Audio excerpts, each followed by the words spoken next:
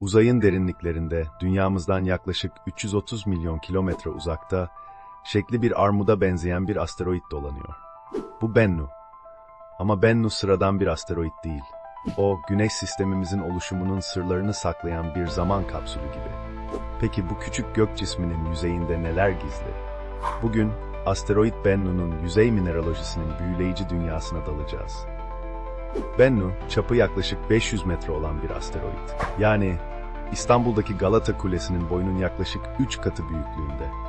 Ama asıl ilginç olan bu dev kayanın yüzeyindeki mineralojik yapı.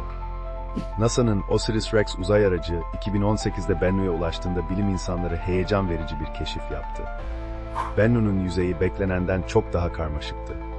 Bennu'nun yüzeyi çoğunlukla kil minerallerinden oluşuyor. Bu killer, su içeren mineraller ve bu da Bennu'nun geçmişte su ile etkileşime girmiş olabileceğini gösteriyor. Düşünsenize, şu an uzayda dolaşan bu kaya parçası, bir zamanlar suyun varlığına tanıklık etmiş olabilir. Ama bu sadece başlangıç. OSIRIS-REx'in spektrometreleri, Bennu'nun yüzeyinde organik maddeler ve karbonatlar da tespit etti. Organik maddeler, karbon içeren bileşikler olup yaşamın yapı taşlarını oluşturur. Karbonatlar ise genellikle suda oluşan minerallerdir. Bu bulgular, Bennu'nun Güneş sistemimizin erken dönemlerinde nasıl bir ortamda oluştuğuna dair ipuçları veriyor. Bennu'nun yüzeyinde ayrıca bol miktarda demir oksit mineralleri bulunuyor. Bu, asteroide karakteristik kırmızımsı siyah rengini veriyor. Eğer Bennu'nun üzerinde yürüyebilseydiniz, ayaklarınızın altında pas renginde bir zemin görecektiniz. Şimdi, Bennu'nun yüzeyindeki en şaşırtıcı keşiflerden birine gelelim. Parlak damarlar. OSIRIS-REx, Bennu'nun yüzeyinde parlak, açık renkli damarlar keşfetti. Bilim insanları, bu damarların karbonat mineralleri olduğunu düşünüyor. Bu karbonatlar, geçmişte Bennu'nun içinden geçen sıcak, mineralli suların izleri olabilir. Yani, bu küçük asteroidin içinde bir zamanlar nehirler akmış olabilir. Peki Bennu'nun bu karmaşık yüzey yapısı neden bu kadar önemli? Çünkü Bennu, Güneş sistemimizin oluşumunun ilk dönemlerinden kalma bir kalıntı. Yüzeyindeki mineraller, 4,5 milyar yıl öncesinin kozmik ortamı hakkında bize bilgi veriyor. Bu, adeta uzayda, zamanda yolculuk yapmak gibi. Bennu'nun yüzey mineralojisi, aynı zamanda yaşamın kökenine dair ipuçları da sunuyor.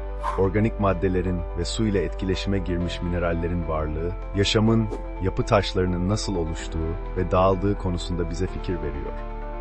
Belki de dünyadaki yaşamın tohumları, Bennu gibi asteroidler tarafından taşınmıştır. OSIRIS-REx misyonu, Bennu'dan örnek toplamayı başardı ve bu örnekler şu anda dünyaya doğru yol alıyor. 2023 yılında bu örnekler laboratuvarlarda incelendiğinde, Bennu'nun yüzey mineralojisi hakkında çok daha fazla bilgi edinebileceğiz. Kim bilir, belki de Güneş sistemimizin oluşumu ve yaşamın kökeni hakkındaki teorilerimizi tamamen değiştiren bulgularla karşılaşacağız. Bennu'nun yüzey mineralojisi, bize uzayın ne kadar karmaşık ve şaşırtıcı olabileceğini gösteriyor.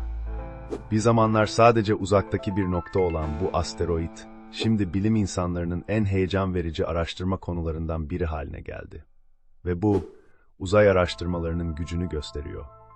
Her yeni keşif, evrenimiz hakkında daha fazla soru sormamıza ve daha derin araştırmalar yapmamıza neden oluyor.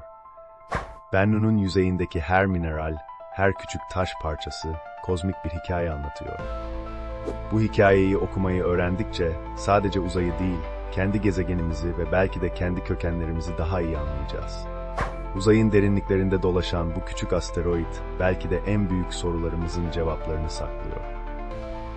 Peki ya siz, Bennu'nun yüzeyinde başka ne tür sürprizler olabileceğini düşünüyorsunuz? Belki de gelecekte Bennu gibi asteroidlere insanlı misyonlar göndereceğiz ve bu kozmik zaman kapsüllerini yerinde inceleyeceğiz.